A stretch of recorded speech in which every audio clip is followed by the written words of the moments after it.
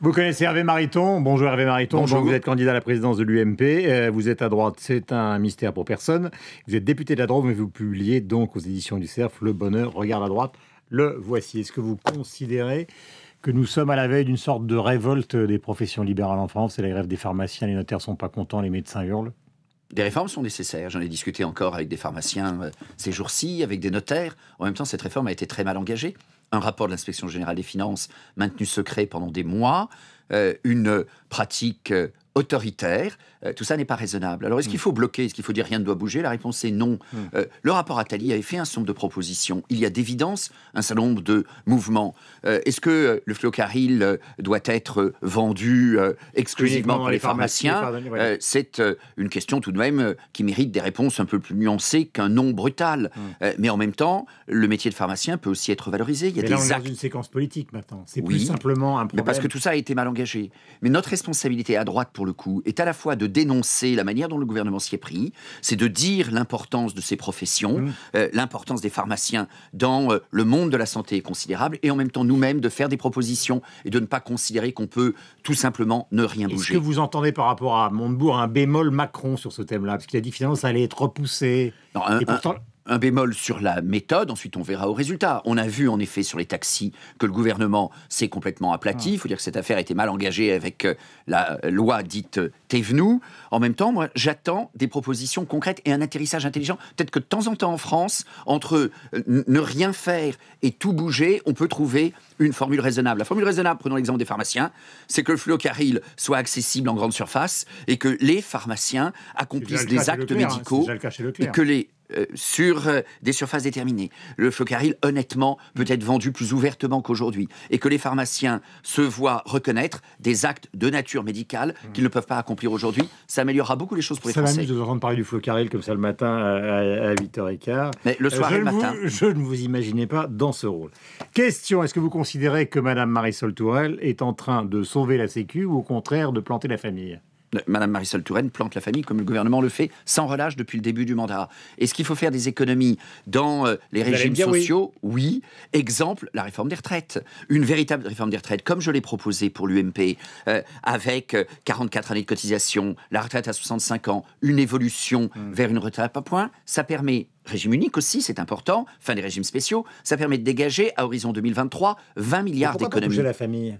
Mais on doit évaluer la politique familiale et des réformes sont possibles aussi au sein de la politique familiale. Simplement, premier principe, revenons à la pharmacie, primum non nocere. Donc d'abord, ne pas nuire. Comme disait Camus, que les choses ne se défacent pas. Il y a une politique sociale qui fonctionne en France. C'est la politique familiale. Elle fonctionne par sa force, par son intelligence et par sa stabilité. Ensuite, évaluer, principe d'hygiène, réformer ce qu'il faut, évidemment. Et en même temps, dans cette politique familiale... Il y a urgence, les déficits sont considérables. Oui, monsieur, mais je vous l'ai dit, dans les déficits sociaux, avant d'abîmer les politiques qui fonctionnent, regardons ce qui ne fonctionne pas. J'ai cru vaguement comprendre qu'en France, le problème de la réforme des retraites était un problème bien plus massif que celui de la politique familiale. Est-ce que c'est déraisonnable, par exemple, de demander aux femmes de rester en arrêt, disons, post-accouchement, moins longtemps que ce n'est le cas dans la loi aujourd'hui? Non, ça n'est pas déraisonnable, y compris des formules davantage ambulatoires sont audibles aussi. Donc je ne dis pas que tout est mauvais dans la proposition de Mme Touraine. Cependant, diviser le congé parental par 2 au nom de la rengaine de l'égalité homme-femme, beau principe et urgente réalité, cette égalité. Mais là, c'est totalement hypocrite, chacun le comprend bien. Un tel cynisme, une telle hypocrisie de la part du gouvernement, c'est pas acceptable. Mais est-ce qu'on peut faire le tri? Parce que finalement, vous dites oui, il faudrait faire un certain nombre de réformes, regarder les choses, étudier, etc. Bien sûr. Et en même temps, vous dites qu'elle est en train de planter. Enfin, mais je vous ai dit... On a l'impression qu'au bord de vos mots, il y a une sorte d'assassinat de la famille par la gauche. Mais il y a des coups répétés, que ce soit la loi Taubira sur le mariage, que ce soit d'autres dispositions, par exemple les décisions qui sont prises vis-à-vis de la PMA, la circulaire Taubira sur la GPA. Ça, c'est côté civil en quelque sorte. Côté fiscal, vous avez les coups répétés sur le quotient familial. Côté social, vous avez la mise en cause de la politique familiale. Ensuite, est-ce qu'il y a des choses qui peuvent bouger? La réponse est oui. Qu'une maman reste moins longtemps à l'hôpital et bénéficie éventuellement d'un accompagnement adapté chez elle, mais qui coûtera coûtera moins cher à la Sécu. Mais ça, je dis oui. Et dans l'opposition, d'ailleurs, et c'est ma vision aussi de l'UMP et la présidence de l'UMP, nous gagnerons beaucoup d'avoir des tirs ajustés. L'opposition s'est beaucoup abîmée ces 2 dernières années en utilisant la même artillerie, quel que soit le sujet, quel que soit le moment. Un peu plus de finesse ne nuit pas. Question, il y en a beaucoup. Justement, concernant la Manif pour tous, vous avez beaucoup milité dans cette affaire-là. Est-ce que vous considérez que Nicolas Sarkozy hésite quant à l'abrogation de ce qui a été décidé par la gauche? Il est d'une totale ambiguïté, d'un total flou. Et très franchement, c'est une grande différence. Moi, je suis sur une candidature de conviction à l'UMP. Je dis les choses. Pour l'abrogation de la loi. Je suis pour l'abrogation de la loi. Évidemment, on ne va pas démarier personne mariée. Je suis favorable au contrat d'union civile, mais je suis pour l'abrogation de la loi. Mais les Français ont été interrogés sur le mariage, Guillaume Durand. Et depuis le début, les Français sont pour le mariage. Contre l'abrogation. Oui, mais parce que les Français n'ont toujours pas saisi, et c'est mon échec aussi, qu'il y avait un lien absolu entre le mariage et la filiation. Car les Français continuellement disent, à une fine majorité, mais ils disent pour le mariage pour tous et contre la filiation et l'adoption. Eh bien, on doit leur rappeler qu'il y a un lien entre les deux. On va revenir à la politique et faire un passage par la centrale de Fessenheim, parce que vous êtes l'auteur d'un rapport justement sur la fermeture prévue de cette centrale et son coût qui est de... Le coût sera, pour nous ce matin. Le coût sera de 5 milliards d'euros, 4 milliards de coûts budgétaires et 1 milliard de coûts économiques et sociaux. Rien n'a été annoncé, Guillaume Durand. Et ça, c'est coupable. D'abord, je remets en effet ce rapport aujourd'hui à la Commission des Finances. Rappel au passage, je suis un parlementaire qui travaille. À la fois, je veux assumer des responsabilités au sein de mon parti.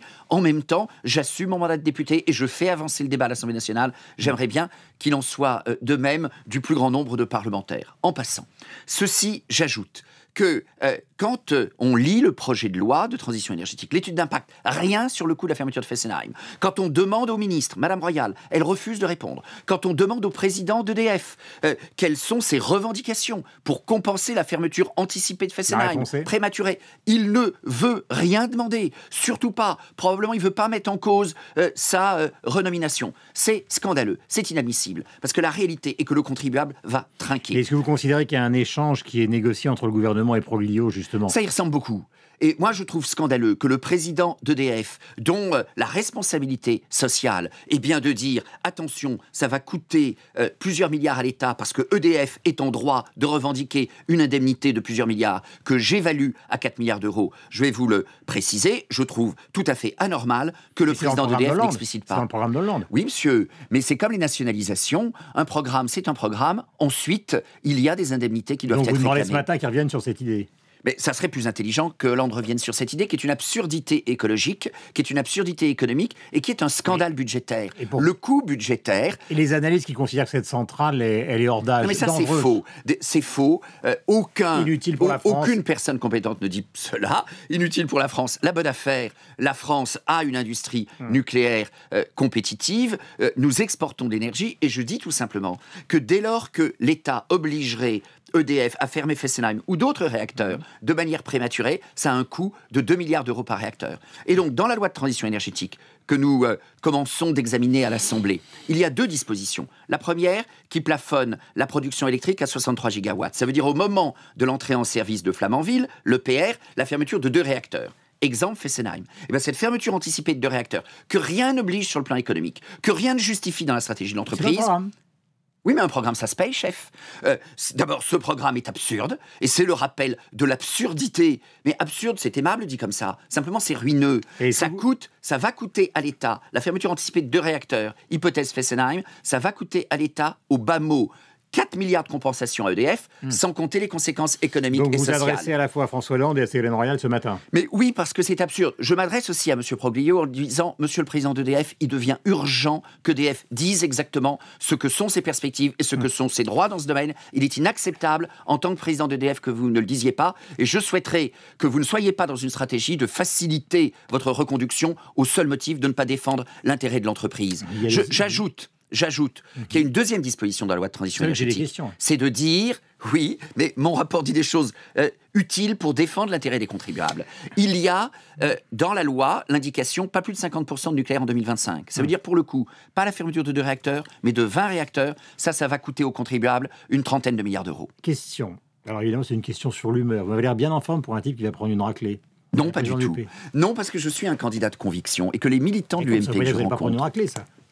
Ah, écoutez, je crois à une justice dans ce bas monde. Je crois que David peut gagner contre Goliath. Je crois aussi que les militants de l'UMP s'intéressent aux convictions. Ceux que j'ai rencontrés à Lille hier soir, C'était pas facile après la réunion de Nicolas Sarkozy la semaine dernière. Eh ben, ils étaient passionnés par notre débat. Ceux que je rencontrerai ce soir à Neuilly, c'est pas beaucoup plus facile à Neuilly, allez me dire. Ceux que j'ai vus l'autre jour à Antony, pour rester dans les Hauts-de-Seine, apprécient une candidature de conviction. Par ailleurs, à l'UMP... mais ça peut s'évaluer. 5, 6, 7... Ah, mais écoutez, mon objectif...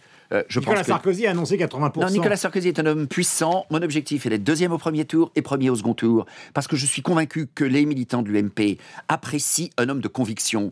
Je ne change pas par opportunisme. Je dis les choses. Je regarde le monde qui bouge. En même temps, mes convictions sont solides. Les militants de l'UMP apprécient qu'on soit candidat à la présidence de l'UMP, qu'on ne méprise pas son nom, qu'on n'oublie pas de l'évoquer dans les discours. Vous êtes candidat contre 2 autres candidats, ça veut dire que d'une certaine manière, vous attaquez leurs convictions politiques, qu'il s'agisse de Bruno Le Maire ou de Nicolas Sarkozy. Mais prenons l'exemple, vous avez parlé du mariage tout à l'heure. Ouais. Et puis, je respecte que d'autres soient d'autres avis. Bruno Le Maire s'est abstenu, c'est tout de même un avis hyper minoritaire à l'UMP. Nicolas Sarkozy, personne ne sait ce qu'il pense là-dessus. Prenons un autre exemple. Je suis favorable au principe directeur du droit du sang en termes de nationalité. Bruno Le Maire est contre, Nicolas Sarkozy est contre. L'immense majorité des militants UMP est pour qu'ils se reconnaissent. Ce vote va se faire sur les idées. Mais je pense que les idées, c'est important. Vous avez entendu Bernadette Chirac parlant de Juppé, il n'attire personne, donc on pourrait vous faire la même remarque. Je ne suis pas Bernadette Chirac. Hein. Écoutez, les militants... Est-ce que vous trouvez d'ailleurs que cet argument est un argument digne ? Non, je pense que cet argument n'est pas heureux. J'étais avec Alain Juppé l'autre soir à Bordeaux, samedi soir à Bordeaux. Alain Juppé a ouvert la réunion que j'animais avec des militants bordelais. Hugues Martin, l'ancien maire de Bordeaux, qui a été député et qui a assuré la succession d'Alain Juppé pendant une période, m'a indiqué son soutien et son parrainage. Moi, je rencontre des militants que ma candidature intéresse et qu'ils soutiennent parce qu'ils croient en l'avenir de l'UMP. Parce qu'ils veulent que pour une fois, à droite, il y ait une formation solide, qui dure dans le temps, comme la CDU en Allemagne, les conservateurs en Angleterre, parce qu'ils voient aussi en moi un garant de la paix. Je suis le seul dans cette élection à dire que président de l'UMP, je ne serai pas candidat aux primaires. C'est une sacrée force. Est-ce que vous faites partie d'une sorte de tout sauf Sarkozy, non, je qui suis s'organiserait autour d'Alain Juppé, de François Fillon, de Bruno Le Maire, de vous et d'autres? Mais je ne suis pas là-dedans parce que Nicolas Sarkozy a ses qualités et ses défauts. Il a aussi. Mais pourquoi vous vous présentez contre lui? Mais je me présente parce que j'affirme des convictions que je n'entends nulle part ailleurs. Je me présente et parce que la force de mes convictions, c'est aussi leur cohérence, leur constance. Et ça, je ne le vois pas partout. Et si aujourd'hui, une quarantaine de parlementaires me soutiennent, c'est parce qu'ils voient en effet l'expression des convictions. C'est ce que Gilles Carrez a dit. Le président de la Commission des Finances a dit qu'il me soutenait et qu'il me parrainait dans cette élection parce qu'il y avait une force de conviction et le refus de l'hystérisation de la vie politique. Je suis le candidat des convictions. Je suis garant de la paix. Voilà 2 caractéristiques très fortes de ma candidature. Celle aussi, pour une fois, de vouloir fonder un parti dans la durée. Pour une fois aussi de réussir l'alternance, c'est bien de gagner les élections, c'est encore mieux ensuite de faire ce qu'on a dit, et ça suppose d'affirmer des convictions très fortes. Vous êtes polytechnicien? J'assume. Et c'est pas un défaut. Il y a un rapport parfois on se demande parce que vous avez des gens qui se déclarent énarques défroqués. Moi je ne suis pas un polytechnicien honteux. Je ne suis pas énarque. Il y a un rapport dans la presse qui considère aujourd'hui que 80% des polytechniciens ne remboursent pas leurs frais de scolarité quand ils vont travailler dans le privé. C'est vrai. Oui, il faut régler cette affaire de pantoufles. Et mon collègue François Cornu-Gentil, nous sommes l'un et l'autre à la Commission des Finances. Mais en effet, tous les polytechniciens partent maintenant dans le privé. Il y en a de moins en moins au service de l'État. Ils ne remboursent pas leurs frais de scolarité, ce qui est prévu dans les textes. Mais je pense en effet que la pantoufle doit être payée. Et François Cornu-Gentil a raison sur ce terrain-là. Au reste, moi je suis très fier de l'école qui m'a formé. Pour la patrie, les sciences et la gloire, je n'insulte ni l'avenir, ni le passé. Et je regrette, je le dis très franchement, ceux qui, pour construire un personnage, jugent utile de dire qu'ils sont défroqués et ci et ça. Mais je suis fier de ce que la République m'a donné. Le bonheur regarde à droite. CERF, les éditions du CERF. Hervé Mariton, vous êtes très en forme.